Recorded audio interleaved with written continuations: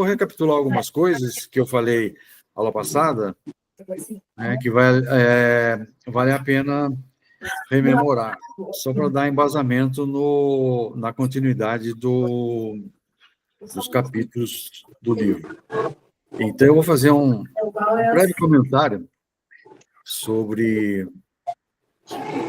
a obra, né, que é uma obra que reúne uma série de conferências do Winnicott, programas de rádio, médicos, parteiras, enfermeiras, naquela época.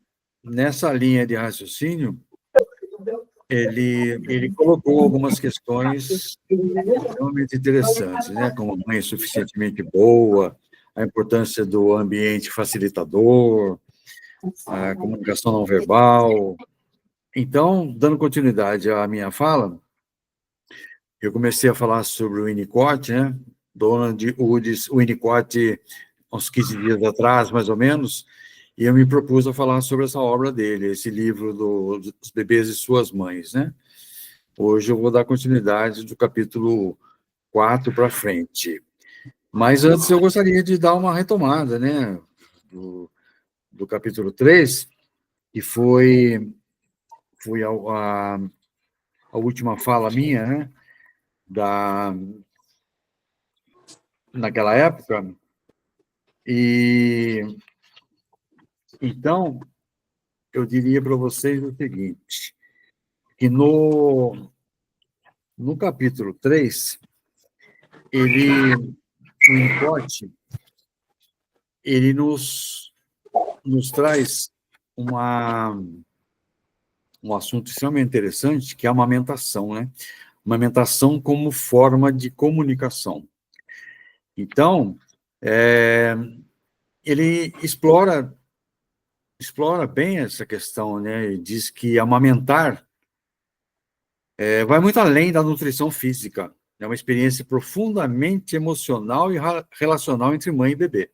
Então, ele explana isso aí no capítulo 3, né?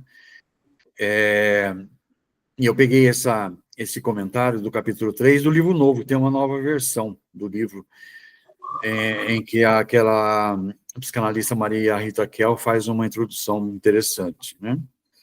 É sobre esse livro que eu vou falar. Então, só para passar rapidamente sobre o capítulo 3, que eu já tinha dado início há uns 15 dias atrás, ele traz como ideias principais desse capítulo sobre a primeira forma de comunicação, né? Ele traz para a gente que a amamentação é vista como a primeira linguagem entre mãe e bebê. O bebê não apenas recebe leite, mas também afeto, segurança e reconhecimento. Então, isso ele deixa com bastante ênfase no capítulo 3 desse livro, né? Ele também faz referência ao ambiente facilitador, que é um ambiente onde ele defronta com a mãe, né? Com o primeiro ambiente, o contato é com a mãe. Ele chama de ambiente facilitador. Ele destaca a importância desse ambiente emocional oferecido pela mãe. Quando a mãe está sintonizada com as necessidades do bebê, cria-se um espaço seguro para o desenvolvimento da subjetividade. Então, vejamos que é nessa fase que começam a se desenvolver as potencialidades, né, a subjetividade da criança, do bebê, né? E o que ele fala da função materna? Qual que é a função materna, né? A mãe, ao oferecer o seio, veja que interessante isso. A mãe, ao oferecer o seio, não apenas alimenta, mas também acolhe, regula e traduz os estados emocionais do bebê. Ou seja, não é só o ato físico de amamentar, né? Mas o olhar, o carinho, né? Esse cuidado, né? Isso ajuda muito na construção da confiança básica que vai contribuir para a capacidade do bebê de sentir-se só, né? Ele aprende a lidar com isso. E não podemos esquecer da comunicação não verbal, né? O contato pele a pele, olhar, o ritmo da amamentação, a resposta às demandas do bebê constitui uma forma de diálogo silencioso. Olha que interessante, diálogo silencioso, né? Porque é uma linguagem não verbal. Isso é extremamente essencial. Nós estamos no capítulo 3 ainda, né? Só para a gente recapitular algumas coisas, depois nós passaremos para o capítulo 4, e vou ver se eu adianto bem para a gente tentar, não direi que nós vamos liquidar o livro nessa aula de hoje, nessa live de hoje, mas vai sobrar pouca coisa para a próxima aula. E quanto ao desenvolvimento emocional, né? Esse vínculo inicial é fundamental para o amadurecimento psíquico do bebê. A qualidade da amamentação pode influenciar a forma como o bebê se relaciona com o mundo e com os outros no futuro. Às vezes a gente não dá conta disso, né? A gente não dá conta disso. Amamentar é só alimentar o bebê, né? Amamentar é só alimentar, dar o leite do bebê. Olha a riqueza que isso tem, né? A riqueza que isso permeia o início da vida do bebê. Tá ok? E caminhando um pouco mais, vamos para o capítulo 4, e diz o seguinte: capítulo 4, ele tem como título O Recém-Nascido e Sua Mãe. Olha, ele faz o Winnicott faz uma reflexão profunda sobre esse vínculo inicial entre a mãe e o bebê, e como esse relacionamento molda o desenvolvimento emocional da criança. Molda, estrutura, né? Ele fala da questão da indissociabilidade entre o bebê e o ambiente. Ele afirma que não se pode estudar o recém-nascido isoladamente. Olha só, isoladamente. Para compreender o bebê, é essencial considerar o ambiente, especialmente a mãe, como parte integrante da experiência do bebê.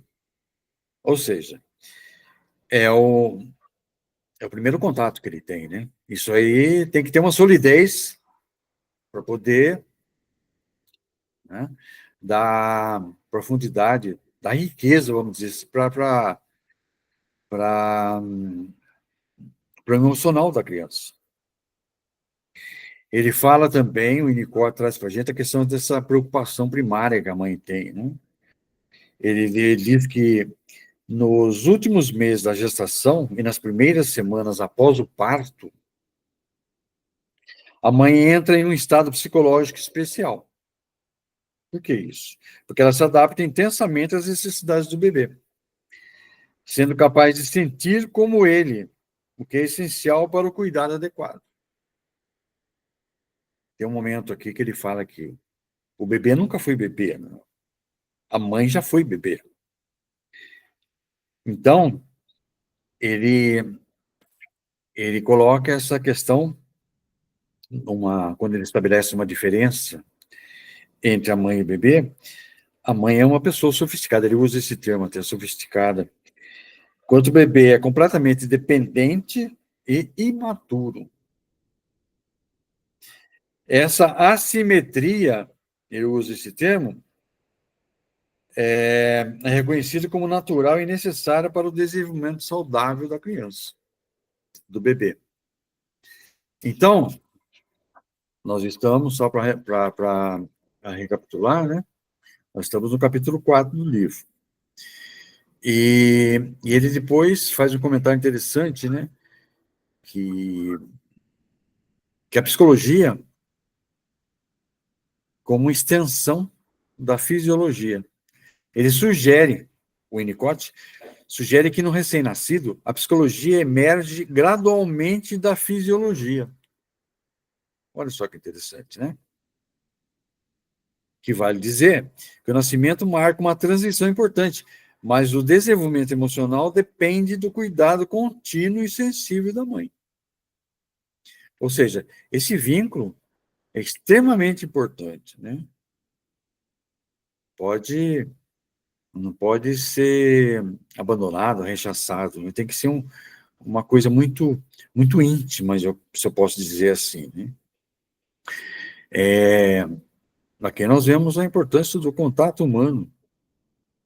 O Winnicott destaca que o bebê precisa mais do que cuidados técnicos. Observem só. Mais do que cuidados técnicos. O que significa? Né? Precisa de braços humanos, calor, toque, presença. Um bebê pós-maduro, por exemplo, pode sofrer se ele for privado desse contato, mesmo que esteja fisicamente saudável. Então, é muito comum, às vezes, o obstetra, né, o médico pediatra, porque o Winnicott era pediatra, ele tinha exatamente a noção, e há um momento aqui que ele faz até um meia-culpa, né? Há um momento que ele faz até um meia-culpa, do tipo, puxa vida, eu sou médico, pediatra, e eu não me atentei para alguns detalhes importantes nessa evolução do bebê, né? Como ele usa uma linguagem muito, muito, muito simples nas suas obras, especificamente nesse livro, né? Ele usa uma linguagem muito simples, porque é para o livro para leigos, para enfermeiras, para pais e mães. Então, ele, ele age de forma humilde até, né? Eu, como médico, eu fico pensando, né? Puxa vida, como não atentei para alguns detalhes, né? Da, desse contato mamãe-bebê. Nesse capítulo, praticamente, eu saliento para vocês, capítulo 4 é segundo, segundo os organizadores do texto, né, da obra, eles dizem que é uma ode à sensibilidade materna e à importância do ambiente emocional nos primeiros momentos da vida. Uma ode, né? Ou seja, uma obra importante, né? Então, isso, saímos do capítulo 4, e eu até me atreveria a ler um pedacinho aqui do capítulo 4, que ele fala assim, a psicologia é a extensão gradual da fisiologia, eu já disse isso para vocês, né? Não é preciso um debate para definir quando essa mudança se dá. Ela varia de acordo com os acontecimentos. Entretanto, a data de nascimento pode ser compreendida como um marco, um momento de enormes transformações, de modo que um bebê prematuro pode ficar psicologicamente bem melhor em uma incubadora, enquanto um bebê pós-termo não se sente bem nela, pois precisa de contato físico e de braços humanos. Eu achei isso aqui interessante porque depois ele comenta mais para frente, né, que um bebê não é igual ao outro, né? Uma mãe não é igual a outra, são diferentes. Então, vai depender muito do manejo, vai depender muito desse tratamento que a mãe dá para o bebê, né? Ele cria aquele termo holding, né? Holding, que é a sustentação. Como a mãe pega o bebê, até o jeito de pegar, né? Então, ele usa holding. Depois, ele usa um outro termo também, que é handling. que é manusear, né, pegar. E nesse bojo aí, nesse ínterim, né, ele, ele coloca para a gente que, aos poucos, a psicanálise estendeu o seu alcance e passou a ser aplicada em crianças mais novas, com cerca de 2 anos e meio.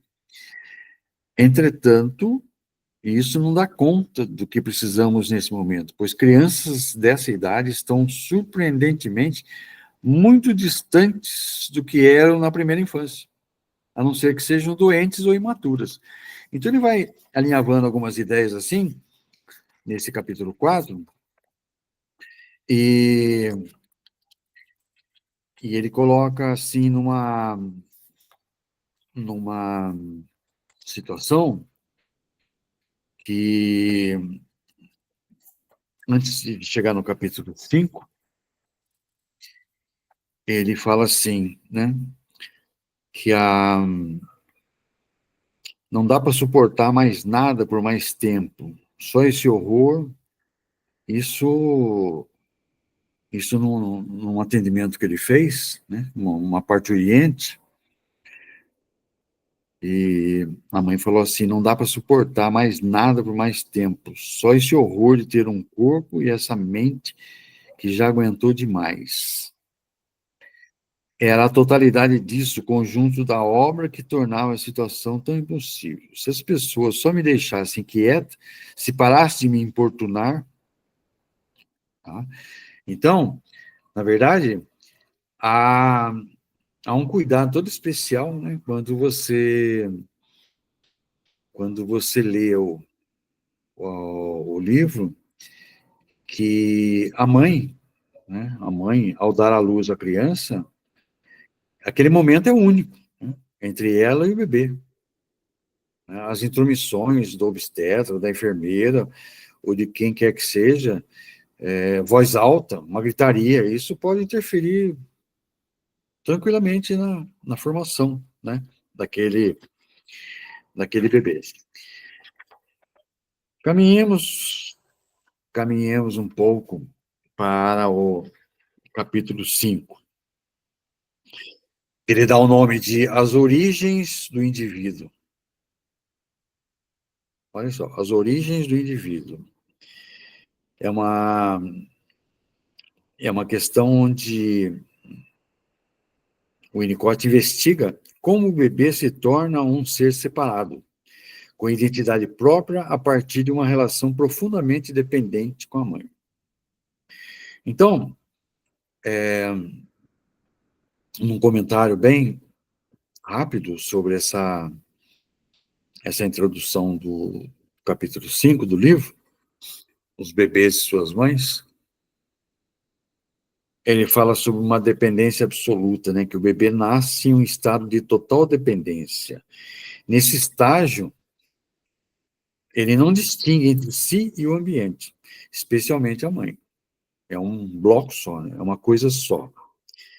A experiência de continuidade e segurança é essencial para que o bebê comece a existir como um eu entre aspas.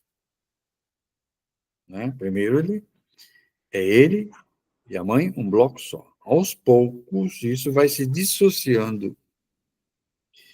Então, como é que desenvolve a função materna, né? Como é que a mãe está num ambiente suficientemente bom? O Winnicott é primoroso, né, nessa colocação, né? Ele fala mãe suficientemente boa, às vezes ele usa também a mãe insuficientemente boa, ele usa o ambiente suficientemente bom, é uma expressão que enfatiza a adequação, né, desse relacionamento. Ele fala assim, que a mãe ou o cuidador primário precisa oferecer um ambiente estável, previsível e responsivo. Essa adaptação às necessidades do bebê é que o Winnicott chama de holding, que eu havia falado há pouco para vocês, né? Holding, sustentação. E é fundamental para o surgimento do self. Ele vai falar do verdadeiro self, depois vai falar do falso self. Aos poucos ele vai alinhavando isso aí, para que nós entendamos a terminologia, né? Ele usa uma terminologia específica, né? No seu estudo. Com o tempo, o bebê começa a integrar suas experiências corporais e emocionais. Essa integração é o início da formação de um indivíduo com senso de identidade. Então, aos poucos, o bebê vai adquirindo características para sua formação de identidade. E aí é uma transição, né? Nesse capítulo ele deixa mais ou menos claro isso, né? É uma transição para a independência. Ou seja, à medida que o bebê amadurece, a mãe, à medida que o bebê amadurece, a mãe gradualmente deixa de se adaptar completamente. Essa frustração moderada é necessária para que o bebê desenvolva tolerância à separação e comece a se perceber como um ser distinto. Você vê que isso não se dá de uma forma repentina, isso não se dá de uma forma brusca. Né? Isso paulatinamente vai acontecendo. E o bebê se perceber como um ser separado, né? Aos poucos isso acontece. Ele entra nessa expressão agora do verdadeiro self. Agora ele vai falar do verdadeiro self e o falso self. Ele introduz essa ideia que quando o ambiente falha, vejam bem, quando o ambiente falha em ser suficientemente bom, o bebê pode desenvolver um falso self. Uma fachada adaptada às expectativas externas em detrimento do seu verdadeiro self, espontâneo. Ou seja, se o ambiente não for bom, né, eu já disse, gritaria, pessoas falando alto, maus tratos, a enfermeira vem, tira a criança do braço da mãe para tomar qualquer atitude, fazer qualquer coisa, né? Isso pode reforçar o falso self. Né? Então, ele arremata o capítulo 5 dizendo assim que é uma jornada, né? É uma jornada pela construção da subjetividade humana. Então, você vê, nós estamos falando de identidade, estamos falando de subjetividade, estamos falando de falso self, né, de verdadeiro self, nós estamos falando de emoção, de cuidado, né? Ele diz esse capítulo, ele diz no capítulo, ele faz um comentário sobre os primeiros chutes, né? Entre os estágios 3 e 5, surge a primeira evidência de que o feto está desperto e ativo. Esse momento é tão importante para os pais, entretanto, não faz parte dessa lista de etapas, já que não é constante. Por isso que às vezes a mãe, né, às vezes é muito comum a mãe colocar a mão na barriga e falar, nossa, o bebê está chutando, né? A gente ouve falar assim, olha, o bebê está chutando, chuta para lá, chuta para cá, parece que ele tá se movimentando, né? Então, não tem um momento específico para isso acontecer, né? Isso acontece naturalmente. E está se desenvolvendo, o cérebro está se desenvolvendo, né? Os neurônios, os órgãos todos, a musculatura, enfim. Ele trabalha, o Winnicott trabalha nesse capítulo, dizendo que a psicologia se torna significativa. Então, ele fala que o eu e o não eu, a partir desse ponto, a fisiologia já pode cuidar de si mesma. Então, ele faz essa separação, essa dicotomia, né? Fisiologia e psicologia. Então, o que acontece, né? O que se chama de psicologia acadêmica se dedica a fenômenos físicos. A psicologia aqui é relevante se debruça sobre os fatores emocionais, sobre o estabelecimento da personalidade, sobre a jornada, já falei da jornada, gradual e graduada, que vai da dependência absoluta, passando pela dependência relativa para chegar à independência. Então, aos poucos, o bebê vai se independendo, né? Ficando independente. Muito bem. Aí ele termina o capítulo 5, dizendo o seguinte: de acordo com suas experiências e com a capacidade de armazená-las na memória, o indivíduo desenvolve a capacidade de acreditar ou de confiar. Muito bem. Embora seja de suma importância para descrever o indivíduo, esses termos são sofisticados demais para serem incluídos nesse debate sobre quando se dá o início do indivíduo. Então, ele coloca o leitor, nós, né, nós profissionais da psicanálise, da psicologia, da saúde mental, enfim, né, ele coloca para nós que é um questionamento, né? Até onde Até onde o indivíduo pode chegar em termos de crescimento humano, né? Partindo desse princípio todo. Muito bem. Isso tudo ele trata no capítulo 5 do livro, Os Bebês e Suas Mães. Eu chego ao capítulo 6, né? Capítulo 6, cujo título é O Ambiente Saudável na Infância. Nós já falamos um pouco sobre o ambiente facilitador, sobre o ambiente suficientemente bom, né? Esse ambiente saudável na infância, o que acontece, né? No capítulo 6, ele diz o seguinte, aliás, é uma reflexão que nós fazemos, né? Quando eu li pelo menos o capítulo 6, que ele vai trabalhando, ele vai e volta, eu não quero categorizar como cansativo, mas ele faz questão de enfatizar alguns termos, algumas situações, alguns comportamentos que parece que ele quer gravar, né? Que ele quer nos convencer de que isso deve ser levado à risca, né? O Winnicott tem essa propriedade, né? De conversar conosco, ele tem essa propriedade de conversar conosco como se fosse um aluno dele, né? Como se estivesse dando aula para a gente. Ele é um tanto quanto pedagógico também, né?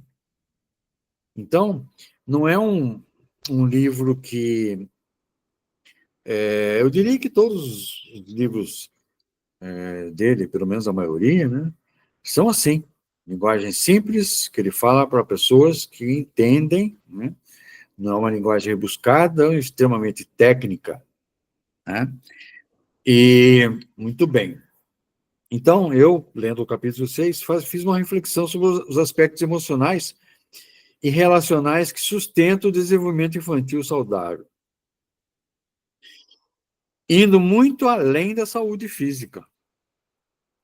Então, às vezes, o bebê tem uma saúde física fenomenal, só que falta-lhe, né, o afeto, e isso é prejudicial nas suas emoções, né, na sua formação de identidade. Então, ele foca bem nos aspectos não físicos, nesse capítulo 6. Ele foca nos aspectos não físicos. Ou seja, ele propõe que, para compreender o desenvolvimento infantil, é essencial olhar para além das doenças físicas. E isso não é muito distante de nós adultos, né? Se nós trouxermos para a nossa realidade, aqui eu tomo a liberdade de fazer um paralelo, né? Se nós trouxermos isso para a nossa realidade,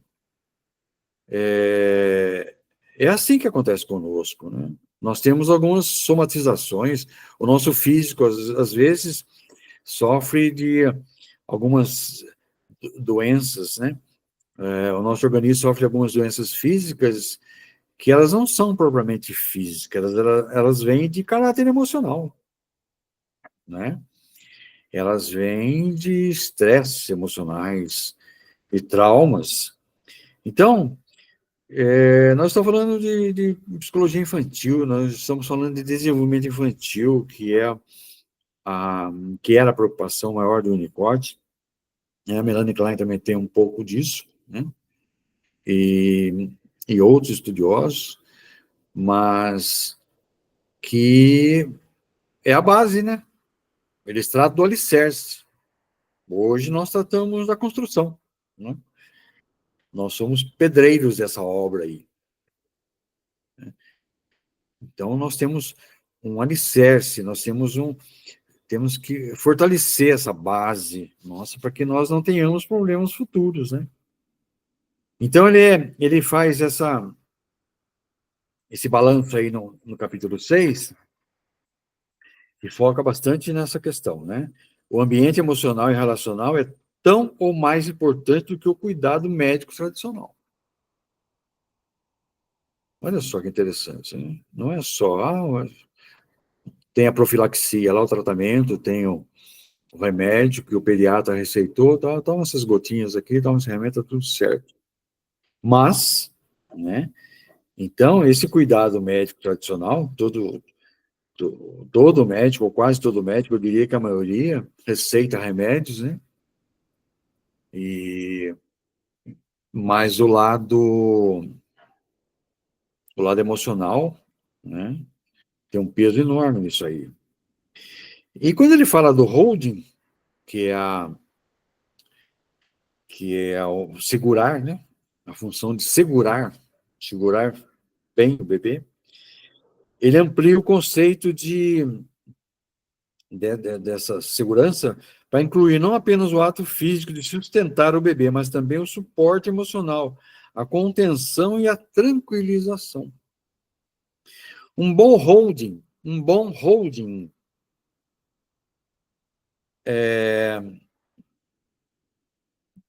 favorece a maturação psíquica. Olha só, vou repetir, favorece a maturação psíquica. Ao passo que um holding falho, o que ocasiona? Interrompe o processo de gerar insegurança. Ou seja, faz gerar insegurança. Interrompe o processo de gerar segurança. Cometi um ato falho aqui, né? Próprio do psicanalista, né? Cometer atos falhos. E o que acontece mais um pouco, né? O aprendizado materno espontâneo. Né? A mãe faz algumas coisas espontaneamente, porque é da mãe, né? Natural. Ela não aprendeu. Não tem manual de instrução. Tem uma receita de bolo para cuidar do bebê. A mãe trata do bebê, porque isso é natural da mãe, né? Ela não aprende a cuidar apenas por instruções médicas ou livros. Claro que as mães mais novas, né, as mais jovens, né, podem até ter um preparo antes. Eu acho que até existe bibliografia para isso, né? Para como você ser mãe. Mas isso não descarta a possibilidade de você ter consigo, né, intrínseco da mãe, cuidar do bebê. Ela traz consigo uma sabedoria adquirida desde a infância, por meio de brincadeiras, observações, experiências familiares. Às vezes a menina, né, ela brinca de casinha, quando brinca de casinha, ela tem uma boneca, ela faz de bebê, faz de filho, ela vê como a mãe dela trata o irmãozinho mais novo, então ela vai assimilando isso ao longo do tempo. Pode ser uma mini receita para a futura mãe, mas que não descarta aquele cuidado, né? Cuidado específico da mãe, o olhar, o carinho, o segurar, né? Sustentar, o holding. O Winnicott, nesse capítulo, ele fala da relação objetal. O que seria isso, né? O que é relação objetal? A alimentação é vista como o início da relação com o mundo dos objetos. Vai receber, vai se alimentar, vai perceber lá. Quando a mãe e o bebê se ajustam, nesse momento estão lançando as bases para a capacidade da criança de se relacionar com outras pessoas e com o mundo externo. Ou seja, aí aos poucos o bebê vai percebendo o mundo externo, que até então é o mundo dele e a mãe. Ele é um mundo ali fechadinho, aquele mundinho. Então, quando ele tem contato com os objetos, né, até a mamadeira mesmo, ele vai já começando a se relacionar com outras pessoas. Às vezes vem uma cuidadora, às vezes vem outras pessoas que não a mãe, né? Então ele vai tendo contato com o mundo externo. Aí o Winnicott, ele aponta que embora o bebê crie objeto como seu brinquedo, esse objeto já estava ali, graças à presença sensível da mãe. Esse paradoxo é essencial para o surgimento da criatividade, da percepção da realidade. Então, é toda uma questão de cuidado, né? De manejo. E é esse capítulo, ele encerra dizendo que é uma, uma referência muito importante para a sensibilidade do cuidado e a importância do ambiente emocional nos primeiros anos de vida. Então, o capítulo 6 a gente encerra assim, tá? E deixa eu ver que hora nós temos aqui, 10 para as 9, tá. Dá para a gente comentar o capítulo 7, rapidinho? Aí só fica 8, 9 para a próxima aula nossa, que deve acontecer daqui a uns 15 dias. E, muito bem, eu acho que tem aí, deixa eu ver aqui o chat, eu não li o chat, mas me parece que tem uma, como eu diria, o formulário para preencher, né? Eu acho que o Márcio já colocou aqui no chat.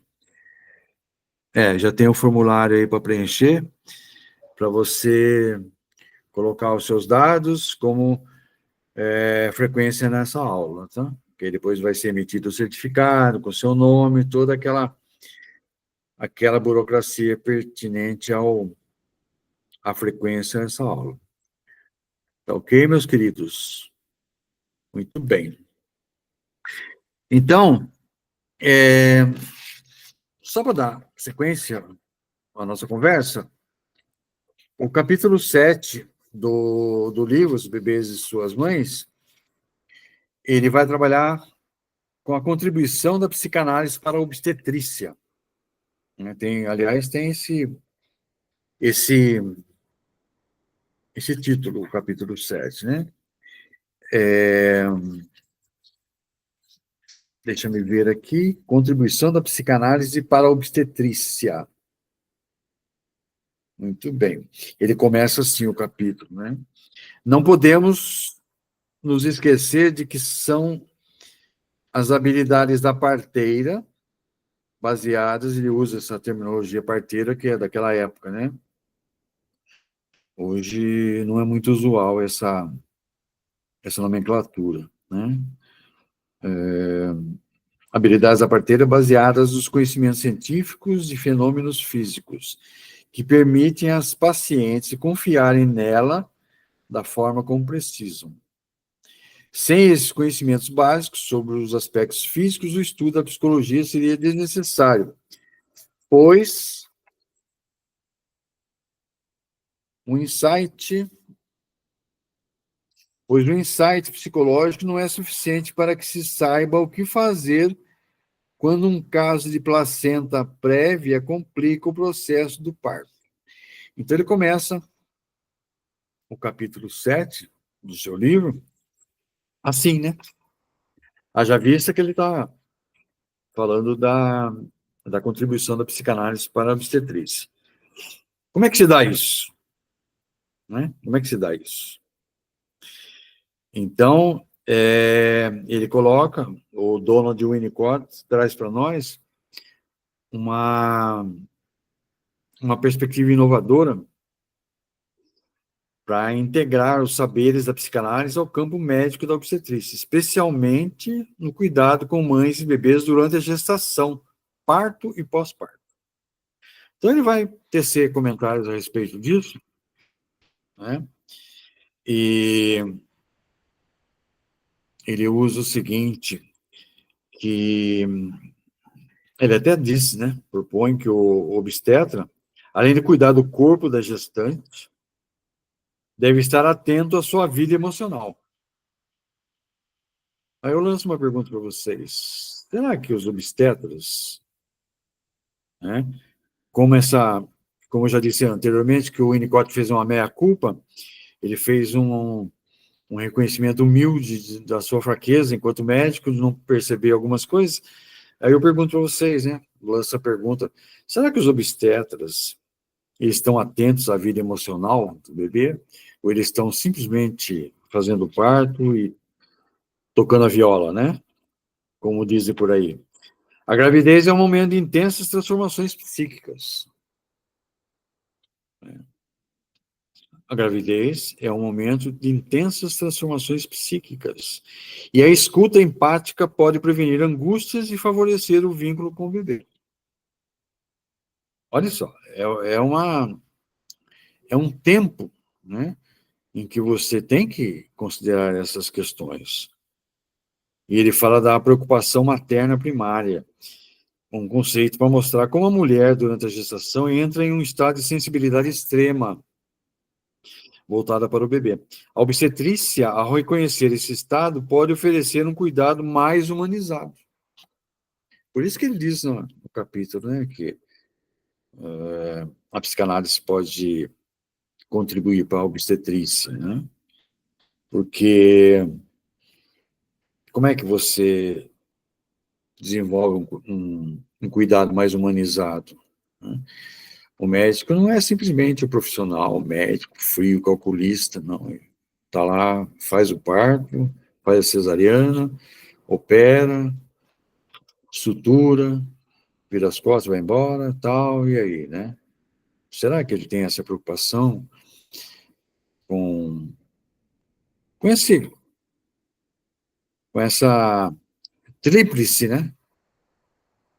Aliança aí, que é a gestação, o parto e o pós-parto. Será que ele está preocupado com isso? Ou eles estão preocupados com isso? É uma coisa para se pensar, né? Então, qual o papel do ambiente médico? O Winnicott ele faz uma crítica nesse capítulo, faz uma crítica ao uso excessivo de técnicas e defende que o ambiente hospitalar deve ser acolhedor, respeitando o ritmo e as emoções da mãe. O parto não é apenas um evento físico, mas também psíquico. Olha só, né? Nós temos aqui 99% da frequência aqui da nossa audiência aqui é de mulheres, né? Se não todas já passaram por isso, mas a grande maioria já passou por isso, né? Não é o parto não é apenas um evento físico, mas psíquico, né? Então, tem de haver uma integração entre mente e corpo. A psicanálise contribui ao mostrar que sintomas físicos podem ter raízes emocionais. Eu falei há pouco, né, uns 10 minutos atrás, eu falei dessa questão da somatização, né? Os estresses emocionais. Muitos dos nossos sintomas, eles são provenientes, eu diria até que a grande parte, a grande percentagem deles são emocionais, né? Então, e não é de graça que a psicanálise hoje está em voga, né? A psicanálise hoje tomou um vulto excessivamente, né, grande. Hoje nós temos vários psicanalistas, especialistas, aumentou esse número de profissionais, porque nós estamos imersos em muitos problemas psíquicos aí, de toda a ordem, né? Eu nem vou me atrever em entrar em detalhes para vocês, vocês já conhecem isso de carteirinha, vocês conhecem isso de cátedra, né? Nós estamos passando por momentos críticos, e a psicanálise é oportuníssima, né? Eu, pelo menos, Siqueira, vejo isso, né?